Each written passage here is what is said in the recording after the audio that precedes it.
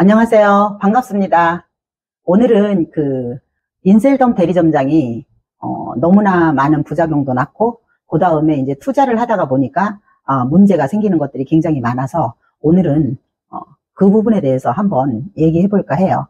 사실 인셀덤이 어떻게 보면 21세기에 가장 적합한 저는 아이템이라고 생각을 했어요. 그래서 저도 사실은 투자를 해서 대리점장에 도전을 하게 됐습니다. 왜냐하면 시스템이 좋았거든요. 그래서 나도 할 수 있다 라는 이런 생각을 갖고 들어와 봤는데 그렇게 쉽지 않더라고요.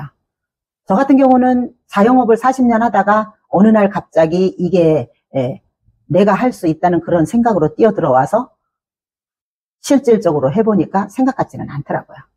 그래서 저는 지금도 투자를 해서 들어왔지만 후회하지 않습니다. 왜냐하면은 지금은 온라인 시대예요. 자본금 없이도 영업이익을 내면서 할 수 있는 게 저는 인셀덤이라고 생각을 해요. 그래서 사람들이 제가 이런 얘기를 하면은 인셀덤 돈 많이 들던데 이렇게 얘기를 합니다.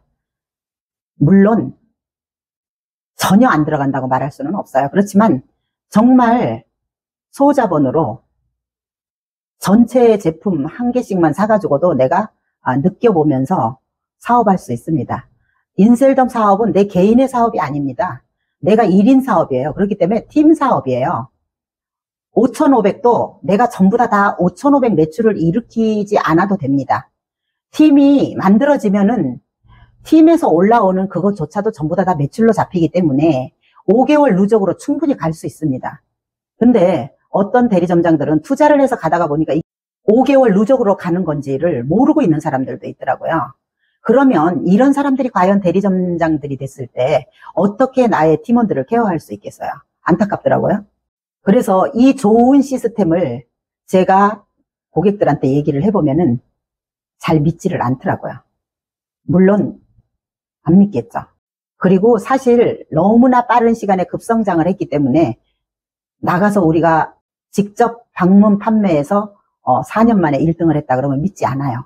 어떻게 아모레나 LG가 1등인데 그런 말을 하냐 이렇게 얘기를 합니다. 사실 들어가 보면 알아요. 제가 영업을 하루 이틀 하다가 그만둘 사람도 아닌데 어떻게 이런 걸 거짓말을 하겠습니까? 이렇게 영업을 하면서 정말 소자본으로 단계 이렇게 올라가게 되면은 대리점장이 마감을 하고 난 후에 예비 1차, 2차가 있습니다.